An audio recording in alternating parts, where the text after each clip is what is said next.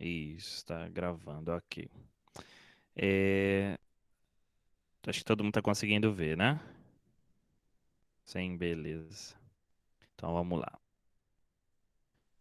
Então a nossa live de hoje, a gente vai estar revendo alguns conteúdos que foram passados, né, durante as videoaulas, para quem teve acesso ao Google Sala de Aula, né? Acredito que vocês todos, né, já que têm acesso à internet, né, via celular, computador ou tablet, enfim. Seriam para as duas turmas, né? Sexto M1 e sexto M2. Aí depois vocês colocam qual turma que vocês são, ok? Pode colocar no chat lá que eu vou olhar depois. Vamos lá. A gente iniciou nossos estudos no Google Sala de Aula falando um pouquinho da pré-história, né? Uma atividade que foi passada para vocês foi sobre a caverna de Altamira na Espanha, que esse daí é o Bisão, né? A gente chama o Bisão de Altamira. Ele é um desenho, então, rupestre, ele é feito na rocha, né? E o que os homens pré-históricos da época eles faziam, né? Eles acreditavam que através do desenho, né, dessas obras de arte, os homens pré-históricos eles conseguiam ter mais sucesso na captura desses animais. Ou seja, eles faziam o desenho como fosse uma forma ritual, né, de estar estimulando as pessoas a caçarem e ter sucesso em suas jornadas, tá? Então, esse daí é uma figura representativa. No Brasil, a gente tem cavernas desse tipo no Maranhão, interior do Maranhão, que também são pré-históricas, né? Essa daqui, no caso, é a Caverna de Altamira, na Espanha. Tem muito nos livros didáticos que a gente trabalha, né? Tanto em história, a Malha talvez apresentou já para vocês, ou outro professor, o Klebson, né? E quanto nos livros de arte também. Não deixa de ser uma forma artística para hoje em dia para gente, né? E a atividade proposta foi a seguinte, né? Não sei se vocês fizeram lá, se vocês lembram. Foram responder as questões sobre o que é o período neolítico, né? E posteriormente teve o que é o período paleolítico e a idade dos metais. Então a gente lá na atividade, a gente tinha que relacionar o que o neolítico representa, qual a idade, né, que a gente tem do período neolítico. O período paleolítico já vem posteriormente, né? E a idade dos metais é a idade final da pré-história.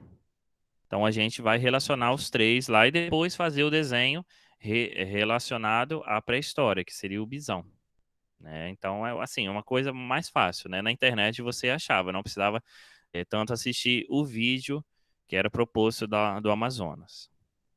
Essa foi a nossa primeira atividade. Depois a gente mudou um pouquinho de sentido, né, e foi para a arte indígena.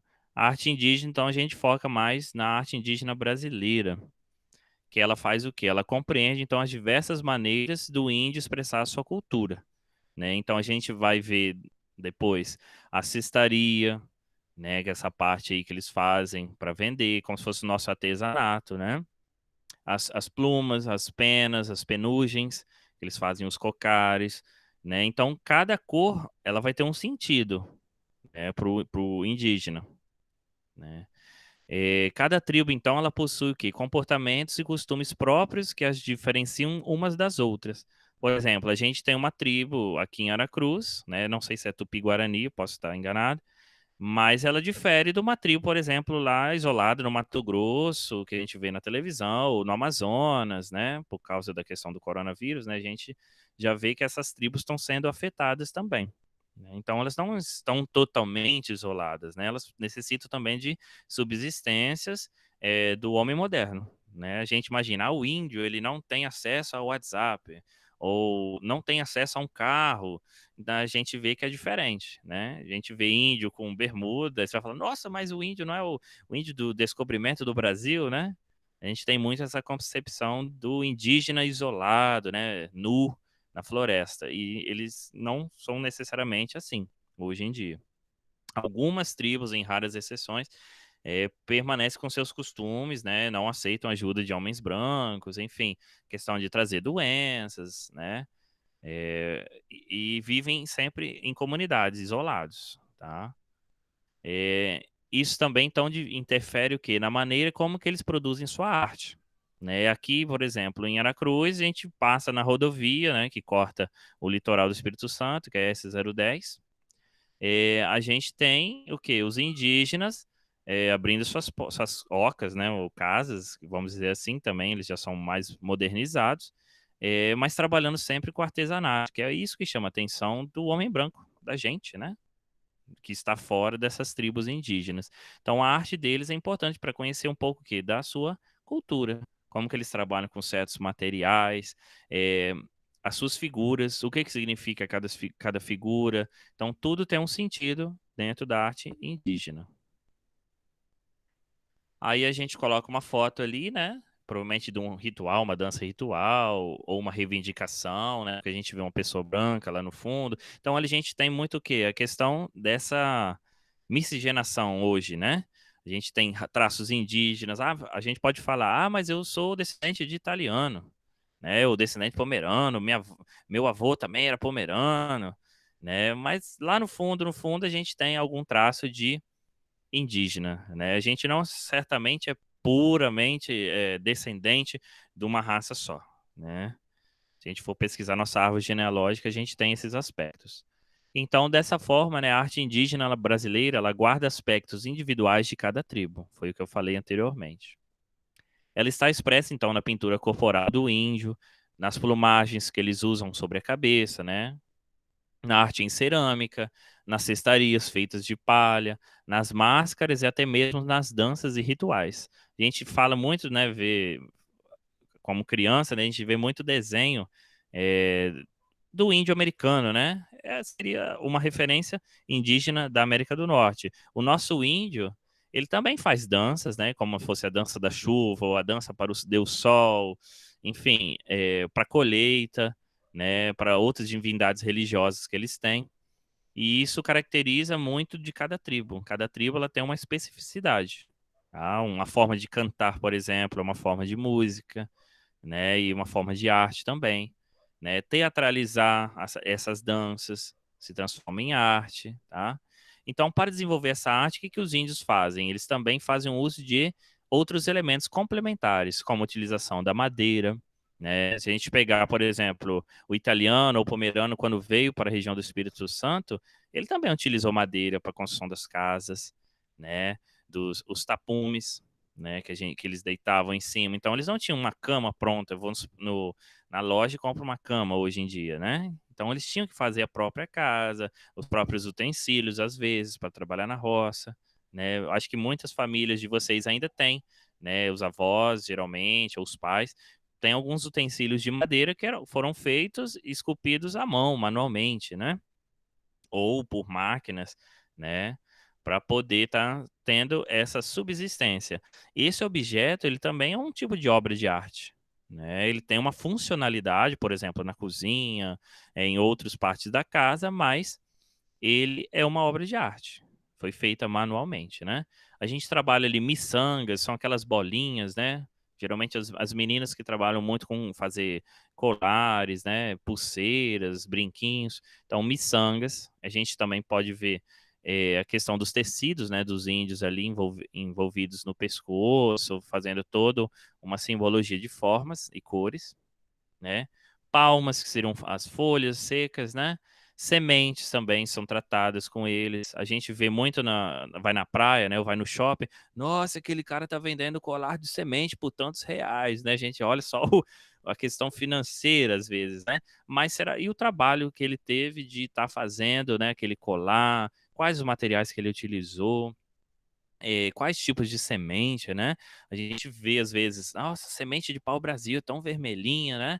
A gente imagina na época que veio os portugueses para cá, quanto pau-brasil que não existia, né? Hoje existem poucos, né? Se a gente for pesquisar, raramente a gente encontra um assim, a céu aberto, né? Então, aquelas sementinhas vermelhas, o próprio cipó, a gente brinca às vezes na floresta, né, perto das nossas casas aí no interior. Eu na cidade, infelizmente, eu não tenho cipó, né, para poder brincar, para mostrar para minha filha, né? E o cipó, ele é interessante que ele faz o quê? Ele é uma corda natural, né? A gente pode chamar dessa forma, né? Ele trabalha muito a questão da cestaria, né, de estar prendendo as coisas, ou a própria madeira dando nós, né, para poder segurar também.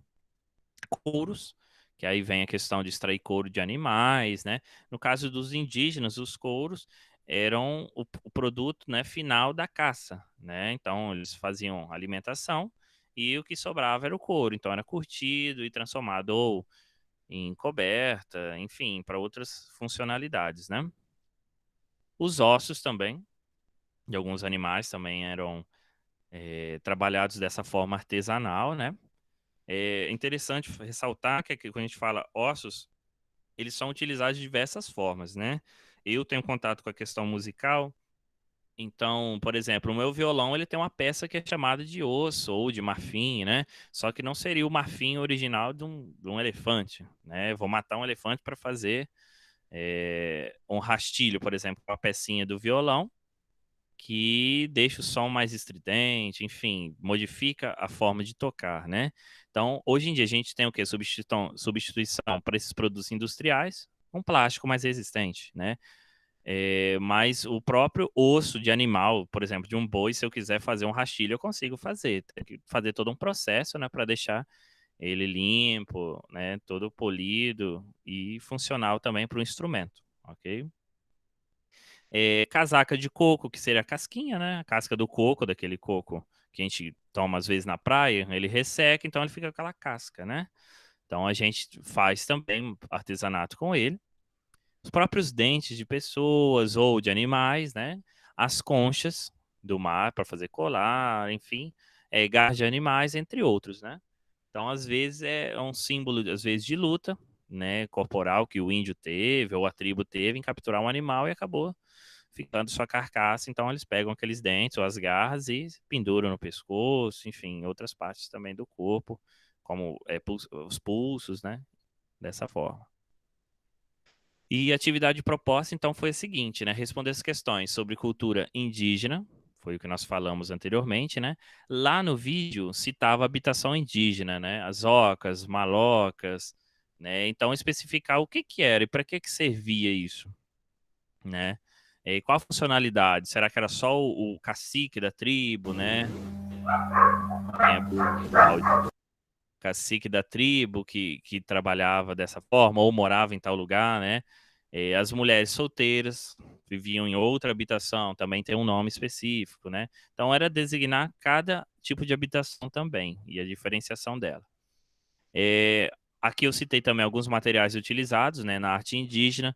Se vocês quiserem pesquisar na internet, existem outros também, né? A cerâmica, que eu não citei ali, mas é trabalhado também como um material para arte indígena. E a culinária indígena, né, que eu não coloquei foto, ela é muito rica, né? A gente, se for pegar, por exemplo, a tapioca. A tapioca, ela também tem um pouquinho de raiz na cultura indígena, né? A gente come, às vezes, na cidade ou recheia ela, mas ela é origem indígena, né? Depois, aí nós entramos um pouquinho mais a fundo, né, na questão da arte, né? Então a gente tem o ponto como o ápice principal, o ponto, né, literalmente principal, como elemento de uma obra de arte, né? Então ele é o primeiro elemento, a gente considera ele, tá? Tudo começa então por um ponto, que se pode tornar uma linha e pode se tornar uma forma. Mas professor, como que um ponto vai se transformar numa linha? Se a gente pegar um microscópio, a gente vê a Mona Lisa ali, né, desenhada. A gente pegar um microscópio, a gente vai ver micropontos em cada tipo de superfície diferente. Esses micropontos unidos, eles vão formar o quê? Uma linha ou se tornar uma forma também, tá? Então, se a gente der sucessivos micropontos um após o outro, a gente vai ter tipo uma linha do caderno, né? A gente não vê a olho nu, porém está ali o grafite ou a própria tinta da caneta, tá? Então, à medida que os pontos vão se agrupando, né, e se alinhando, temos a formação de figuras. Então, a gente tem lá no primeiro quadrinho à nossa esquerda, lá em cima, tem pontos dispersos, né? Quando a gente fala assim, muito espalhados. Então a gente ali provavelmente a gente pensa, eu estou olhando as estrelas, né, no céu. Então a gente tem pontos espalhados. Depois a gente tem o quê? Pontos aglomerados nas regiões externas, né? Nas extremidades, ok? Então a gente tem um tipo de figuração diferente. Depois, no terceiro quadrinho, o que a gente tem? A gente observa uma aglomeração mais centralizada, né? Então a formação dessas figuras, elas diferem uma das outras, ok? Embaixo a gente tem ali, ó, o que a gente percebe no desenho? A formação de um olho, né? Então, o detalhe, por exemplo, do olho da Mona Lisa, a gente vê. Então, a gente vê pontos maiores, né? Espessos, né? Que a gente pode estar chamando assim, com pontos menores. Então, isso transforma o quê? As figuras em mais densas e menos densas. O que seria densidade? Ou seja, mais aglomeração de pontos e menos densa, o espaçamento maior entre os pontos, tá? Ah, professor, mas nossa, isso fazer à mão dá um trabalho. Dá um trabalho. E os pintores antigos, né, de outros movimentos artísticos, eles trabalharam a questão do pontilhismo muito bem em suas obras, né? Eles trabalhavam com tinta, tinta a óleo, tipos de pincéis diferentes, tá?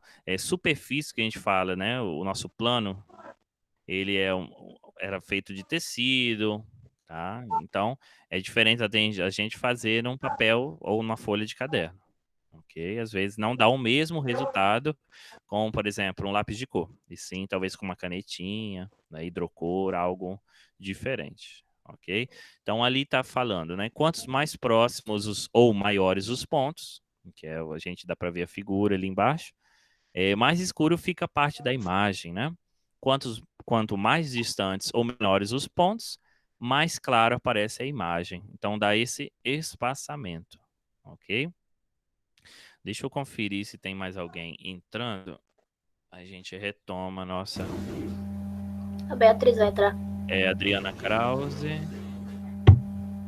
Deixa eu ver aqui. Mandaram as perguntinhas. Deixa eu ver aqui. Sexta minha, sexta me dois. Isaac colocou sem querer. Tá, beleza. Isso, a Adriana entrou. Bem-vinda. Nós já demos o início, Adriana. Não sei se está ouvindo a gente. Deu uma travadinha aí na imagem aí. Internet. Acontece, Como assim. fazer isso? Aguardar um pouquinho aí, a gente volta lá. Vocês estão com alguma dúvida? Não? Beleza? Oi? Eu não tô, não.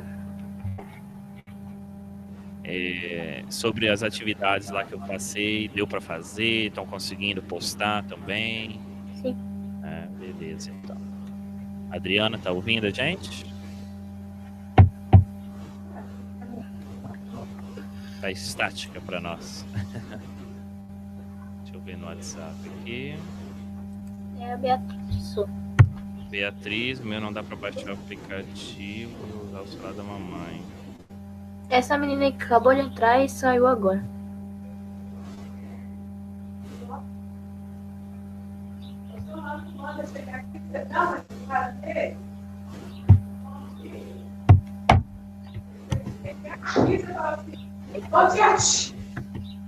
Liguei a câmera para ele ativar aqui de novo. Sim. Eita, ativou?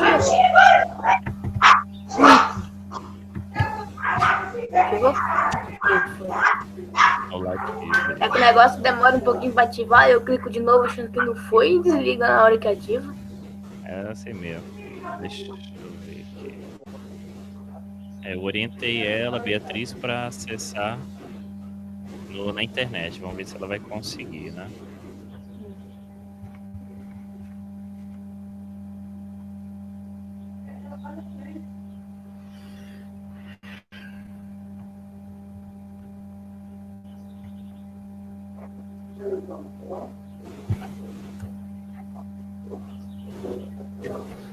Essa minha seria chovendo tanto.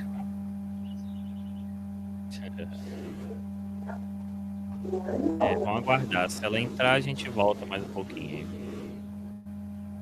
Estão conseguindo ver aí de novo a apresentação? Sim, né? Então a gente, né, falou sobre o ponto. Deixa eu desligar o E aí, ótimo. beleza. E aí a gente, né, vai estar dando continuidade. a linha, o que que acontece, né? A linha, então, seria o segundo segmento, né? Ou a gente pode considerar também um dos principais elementos do desenho. Ela pode ter características o quê? Diferentes, né?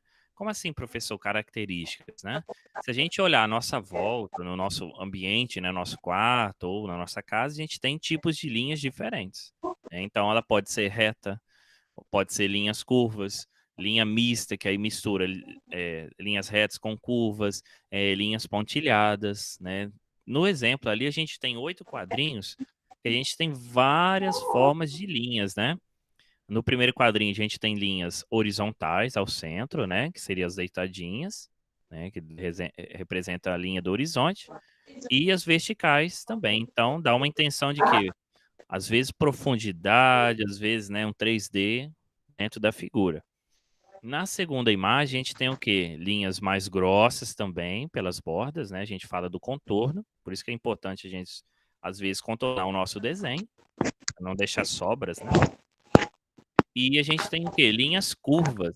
Então elas dão a intenção de quê? Parece raízes, né? Ou botões de rosas, enfim, a imaginação de vocês vai fluir aí. Né? Às vezes a gente, quando tira um pé de aipim, a gente vê a raiz, né? Imagina fazendo toda a questão das linhas, né? O aipim lá. Já a terceira figura, a gente tem o quê? Linhas duplas, que elas não estão se cruzando, elas estão indo juntas, ó. E vai embora, formando também figuras geométricas, né? Olha que interessante o quarto quadradinho ali, ó. A gente tem o quê? Só pela imaginação a gente já pensa o quê? Ah, é um oceano. Então a gente tem linhas de diferentes espessuras, elas ficam mais inchadas, ou mais grossas, enfim, depois mais finas, mais grossas, mais finas, para o quê? Representar as ondas do mar, né? O movimento do mar. E a gente tem o quê? Espaçamentos de triângulos brancos. Aí você fala, poxa, são barquinhos, né? Olha que interessante, um desenho simples com linhas, né? E figuras geométricas, triângulos, ok? Já no quadrinho lá embaixo, nosso quinto quadrinho da esquerda ali, ó, a gente tem, parece um labirinto, né? Então, linhas mais juntas, só que elas não seguem um padrão. Elas são verticais, horizontais, diagonais, né? Então, ela vai criando espaçamentos. Aí, o que que seria o caminho, né? Então, a gente pode imaginar vários tipos de caminhos ali, ok? No sexto quadrinho, a gente tem uma figura, né? Representada por linhas o quê? Geralmente curvas, né? Fazendo movimento. Então parece um canto de uma parede.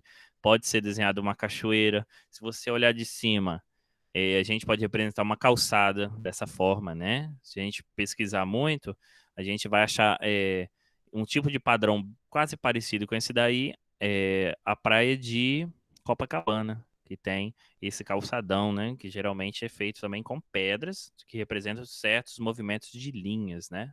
Dentro da sua composição.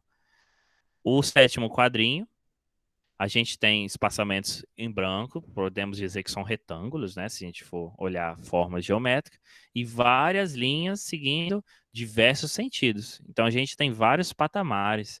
Se a gente for olhar imaginação, a gente pode ter três cachoeiras. A parte branca ser as cachoeiras, ou ao contrário, né? São paredões e a água está passando em volta. Né? Então a gente tem esses tipos de movimentos, ok?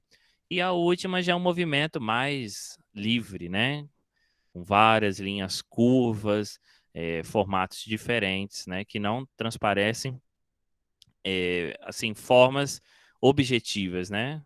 Se a gente for colocar na ciência, a gente pode falar que é uma bactéria, né? A gente brinca muito na questão também das brincadeiras infantis, aquela amoeba, né? Toda molenga e tal. Então parece algo desse gênero. Então, isso é a transformação dos tipos de linhas, tá? E atividade proposta, então, dos dois conteúdos, a gente responder as questões sobre ponto e linha. O que que é ponto, né? E o que que é linha? Então, a gente já falou também quais as formas também, né?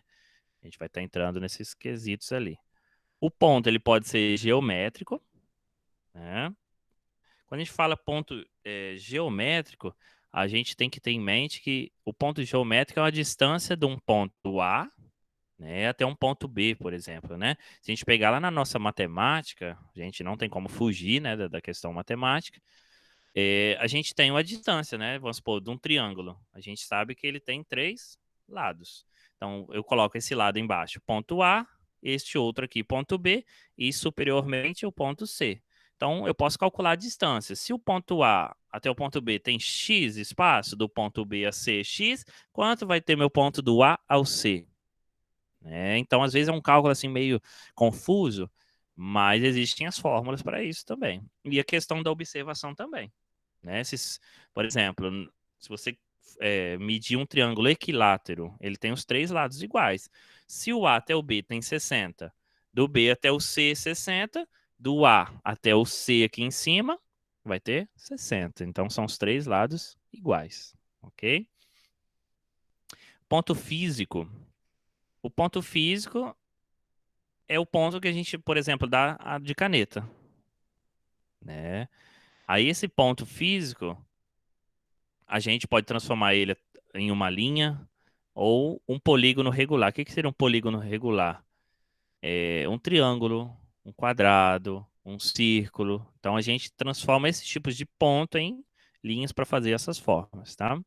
E foi trabalhada a questão da forma, da posição, do traçado dessas linhas, da quantidade, né, da direção. Então, a questão, por exemplo, se uma linha ela está partindo daqui desse ponto para cima, ou seja, ela está subindo em linha reta, ela é uma linha reta, ótimo, é a forma dela. Qual a direção? Superior, né? Ou a gente pode falar assim, vertical, né? Subir em direção acima, vertical, ou abaixo também, uma gota de chuva, ela faz um rastro vertical, tá? Deu para entender até essa parte? Então, beleza. Olha que legal. Olha que interessante. Então, a gente ali nesse desenho, a gente tem vários tipos de linhas e formas diferentes dessas linhas, né? Então, a gente vai trabalhar ali nessa parte, foi as técnicas de desenho, né? Que nós trabalhamos no Google Sala de Aula. Então, o desenho quanto à forma, né? Foi trabalhado ali. O desenho, ele é o quê? Nesse caso, ele é figurativo. Por que figurativo? Ele representa a figura de uma pomba, né? De círculos, né, de divisões de cores que a gente tem, ok? E eles têm uma finalidade, então, lá, de representar formas que reproduzem a aparência da realidade, tanto as naturais quanto as criadas pelo homem, né? A sua execução pode ser a partir da observação, de memória ou de criação. Aí, às vezes fala, eu coloco assim alguns exercícios, né, para vocês. Faça um desenho livre e criativo. Então, são formas que você pode, por observação, ou por memória, ou por criação mesmo. Eu sonhei com tal coisa, mas não existe, né? Coloca, então, represente essa figura, ok? Geralmente, o desenho dos sonhos, ou algo que não exista, a gente é chamado de surreal, né? Ele não é real, então ele é surreal, tá? E ele é uma criação da nossa imaginação, tá? Então, ali a gente tem formas. Desse caso aqui, a gente desenha, é um desenho figurativo, né? Depois a gente tem esse desenho bacana aí, né? Para pendurar na nossa sala, nosso quarto, né?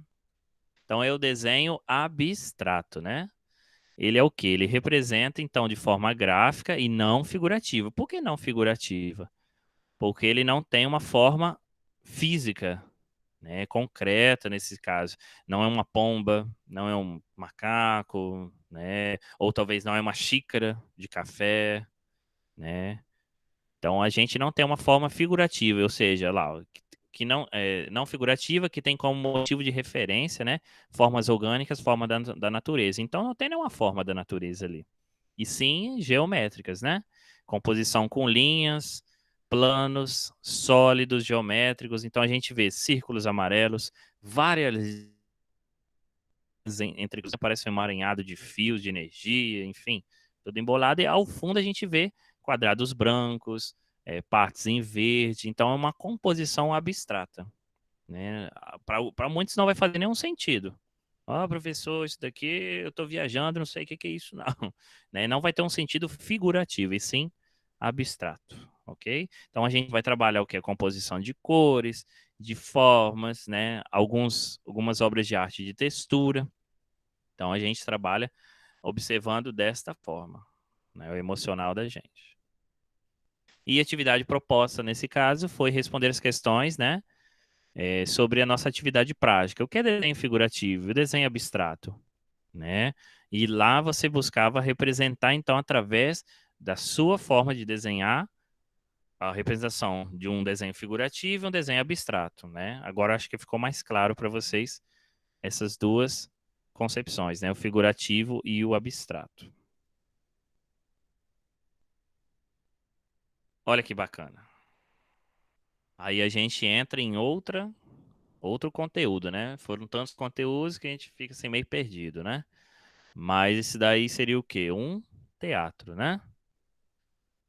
Então a gente percebe vários elementos dentro do teatro. Lá no fundo, na cortina, a gente tem ali na frente o palco, né? Então a cortina se abre, acontece o espetáculo. Mas logo à frente, né? Descendo ali, a gente tem as cadeiras, né? Onde sentam as pessoas, o público. E nas laterais, a gente tem esses 3 andares ali que são os camarotes, né? Geralmente, quem tem melhor poder aquisitivo para assistir uma peça, geralmente ficava nesses camarotes assim, ou mesmo superior, ou esse primeiro pé próximo ao palco, né? E fora toda a questão acústica, né? Quando a gente fala das paredes, né? Iluminação. Então, uma pessoa falar sem microfone em cima do palco, ela tinha que projetar sua voz até o final do teatro. E ela seria muito bem ouvida. Mesma coisa um instrumento musical. Tá? E a atividade proposta então, do teatro foi o seguinte, ó. Foram várias, né, pontuações que a gente estava trabalhando e que relacionava ao conteúdo do teatro. Então, onde se deu o início do teatro? Por que que ele começou? Né? E depois veio o teatro grego. Então, do teatro grego, o que que surgiu? Quais as vertentes teatrais, né? A gente pode chamar assim os gêneros teatrais, né? Então, a comédia e a tragédia, né? Então, a pessoa ri, a comédia, o sorriso. Tragédia, geralmente, a morte de algum herói, né? Ou algum fato interessante que faz memória a alguma pessoa, né? E a gente falou sobre o significado da palavra teatro, né? A arte de encenar, né? Então, teatro é a arte de encenar, não ensinar, né? Nós vimos também a comédia de fantoches, não sei se vocês assistiram, se vocês gostaram, põe nos comentários aí, o que que vocês acharam, né? Quais características que vocês perceberam para fazer um teatro de fantoche, se a história estava legal, como é feito, a questão do elenco ali, né? Os narradores, os próprios personagens, né? Própria estrutura do teatro de fantoches, ela é diferente de um teatro comum, né? Que são as pessoas que estão ali contracenando. O teatro como local, né? A gente tem aqui no Espírito Santo, até próximo de Santa Maria aqui e Santa Teresa, vários tipos de teatro, né? Ou locais que a gente serve como teatro, né? Santa Teresa tem a Casa da Cultura, não sei se vocês conhecem, ela tem um palco também, então podemos considerar uma casa de teatro ou de espetáculos, né? Talvez não tenha acústica necessária para uma casa de teatro. Santa Maria costuma ter salões também para fazer peças teatrais ou apresentações musicais, né? A própria praça é uma espécie de teatro ao ar livre, né? Não ao céu aberto, mas ao ar livre, né? Ali onde acontece geralmente o desfile da rainha pomerana, né? Das princesas, né? De toda a parte da festa, né? Vitória, Vila Velha, enfim, a Grande Vitória, tem alguns locais que são considerados os teatros, né, de referência. Então a gente tem na Praça Costa Pereira, lá em Vitória, se vocês pesquisarem na internet, né, a gente tem o Teatro Carlos Gomes, né, que é um teatro antigo também, tem muita história lá. O Teatro Glória, que foi reinaugurado e fica logo em frente a essa praça também, só atravessando a avenida, você já vê o letreiro grande, né? Vila Velha também tem, não me lembro o nome do teatro, sim. Então tem vários locais que pode se apresentar peças, né? Se não me engano, acho que Tarano ou Itaguaçu tem um teatro também. Olhando por fora, ele é né, a característica mais arquitetônica antiga, por dentro é todo moderno, né? Então é bacana estar participando também quando tiver oportunidade, né? E a gente viu também no vídeo lá do Google Sala de Aulas partes do teatro, né? Proscênio, a própria cortina que divide, né, a parte do palco, os bastidores, né, que é a parte que fica por trás, a coxia ou coxia, né, que é escrito, que fica as partes mais ao fundo, laterais, né, que fica as pessoas, vamos falar, escondidas lá, né, para poder entrar durante as cenas. Então a gente só vai perceber isso quando a gente entrar dentro de um teatro e subir no palco, falar, olha que legal, esse espaço aqui eu conheço, eu já estudei, né? E quando vocês tiverem oportunidade, assim, de ir a Vitória ou algum outro local que tenha teatro, alguma peça, vai. É muito bacana. Mesmo talvez você não goste. Ah, é uma peça falando sobre, sei lá, terror ou comédia. Ah, mas é daqui da cidade, eu já vi. Vai lá só para perceber como que é a acústica, como que se comporta, se, né, a gente se comporta dentro de um teatro, quais as regras e posturas que a gente tem que ter, né? É um lugar muito bacana, tá? Eu falo por experiência própria que eu já participei de vários peças teatrais, de assistir, claro, né? Não contracenar, de orquestra, comédia, enfim, tem vários festivais que acontecem também, é só a gente se programar, é bacana. Isso daí, então, é o famoso Carlos Gomes, ó. Alguém deve ter falado, ah, eu já vi ele, eu já passei por Vitória e tal. Fica lá na Praça Costa Pereira, né? Quem tiver a oportunidade de visitar, é muito bacana. Eu não sei se ele está em reforma nesse período agora, né? Mas ele estava um tempinho fechado também, tá? Então, por fora, ele é uma arquitetura normal, né? Parece um prédio, uma casa, assim. Só que aí você entra pela porta central ali e você tem o teatro ao fundo. Depois teve a atividade proposta, né, de responder as questões sobre o teatro no Brasil. Foi passado até um texto, né, sobre teatro. A questão da dramaturgia. Quando a gente gosta muito de assistir novela, malhação, né, o pessoal que assiste aí, não sei se os meninos assistem, tá? Eu era um noveleiro, eu gostava bastante, né, de novela. Hoje já não acompanho muito, assim, a questão da novela, mas a própria dramaturgia é o quê? É aquele a questão de fazer um texto ou um roteiro e ensinar esse roteiro, né? Então, a dramaturgia seria a ciência do teatro, dentro de uma televisão, dentro de uma rádio, né? Se a gente perguntar aos nossos pais ou avós, eles ouviam novela pela rádio. Então, eles imaginavam o personagem, né? Quando acontecia, por exemplo, um assalto. Então eles botavam um tiro lá no Velho Oeste, por exemplo, dentro do rádio. Então você imaginava que estava dando tiro mesmo, e era só efeito especial. Olha que bacana, né? A novela também, ela trabalha muito com efeitos especiais, jogadas de câmera. Fala, nossa, como que o cara conseguiu? Às vezes, dublês, né? Então a gente tem dentro das novelas também, quando acontece alguma parte de ação que o próprio ator não vai contracenar, né? Ele coloca um dublê, né? Geralmente tem atores e atrizes, né, que contracenam mesmo as cenas de ação e fazem por conta própria, tá? Então eles são estudados para isso. Eles fazem essa parte toda contracenada verdadeiramente ali, né? Agora, a questão também do beijo cinematográfico, né? A gente fala, ah, mas, poxa, essa mulher deu beijo, o cara também beijou 30 atrizes e tal. Então, ali é uma profissão, né? Então, a gente tem que tentar separar a questão do beijo cinematográfico do beijo real, né?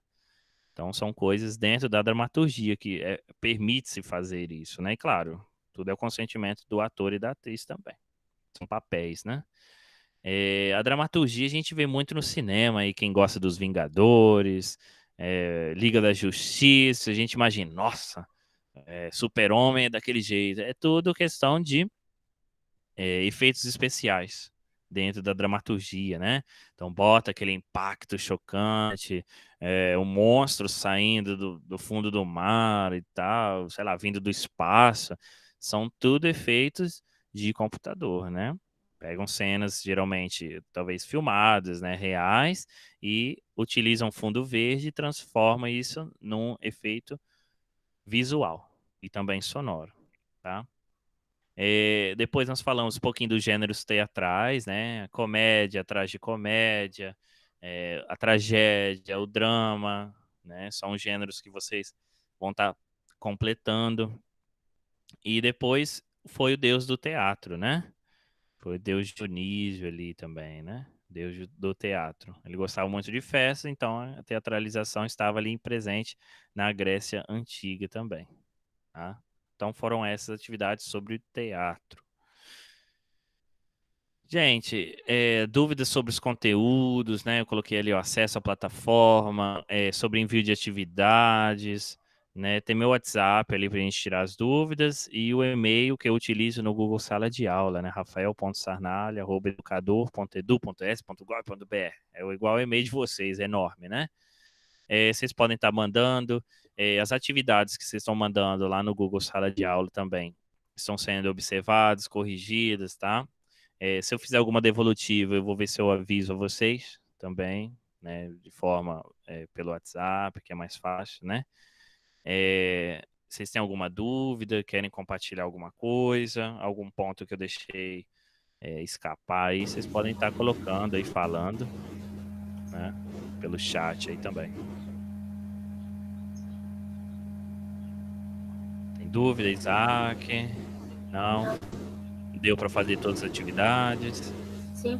Sim, beleza. Se tiver alguma dúvida em relação ao acesso da plataforma, né? Às vezes talvez a internet cai, tem que ter um pouquinho de paciência para a gente ir colocando as atividades em dia. Eu sei que são muitas matérias, né? Muitas atividades, né? Na escola é mais fácil, que era 5 horas, né? Você fazia as atividades e já estava livre para fazer outras em casa, né? Tá? Dessa forma online, a gente como professor também está tendo um trabalho dobrado ou triplicado, enfim, preencher além, fazer as atividades para vocês, né? Tá promovendo esses momentos também de live e tirando dúvidas de vocês, né? A questão dos exercícios são colocados na plataforma, como vocês observam, que tem acesso, né? Aos colegas de vocês são mandadas também atividades para a secretaria, a biblioteca também imprime.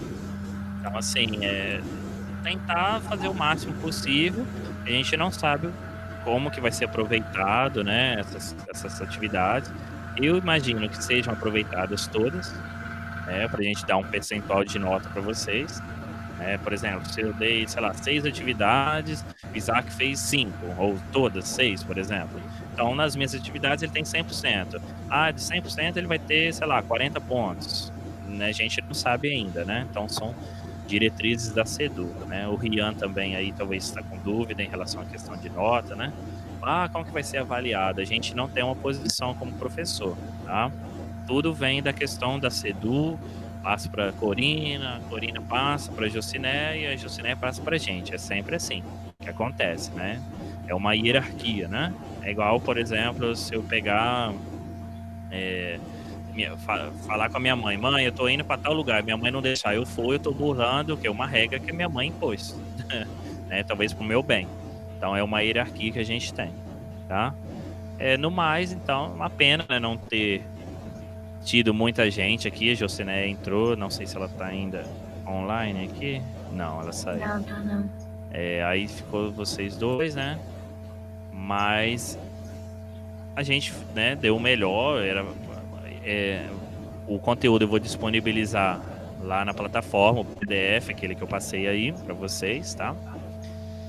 E a gente vai se falando também. Deve chegar alguns outros vídeos, a gente vai continuando, né, com as nossas atividades, e quando sair alguma informação relevante, né, da SEDU ou do governo, e a gente ficar sabendo, for uma coisa certa também pelos canais oficiais, né, de comunicação, a gente passa para vocês, né, como que vai ser, se vai ser...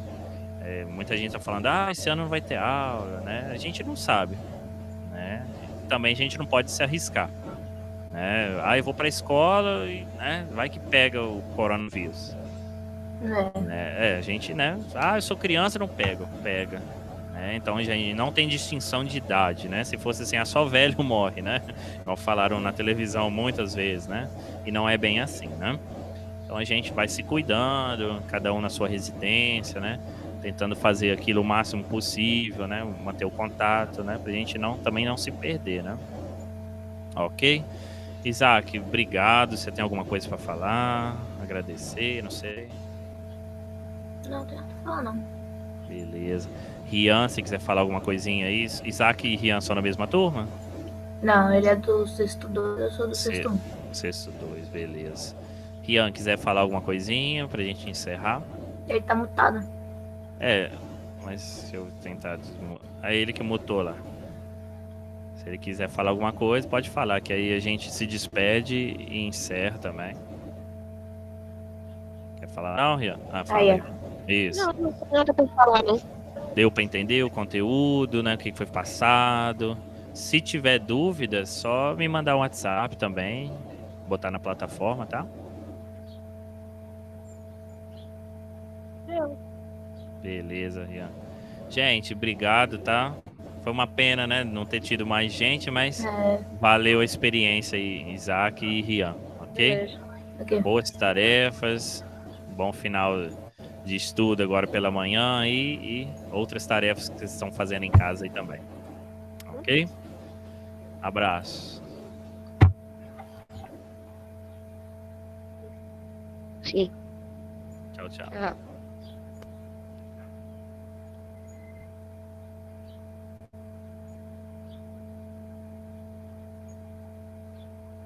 Já saiu já.